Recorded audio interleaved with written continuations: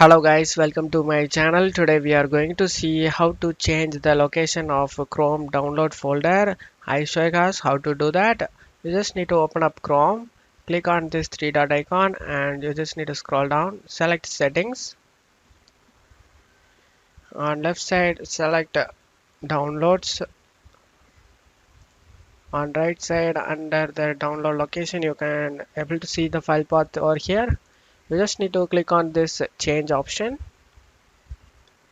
And now you just need to select the location you want to save downloads.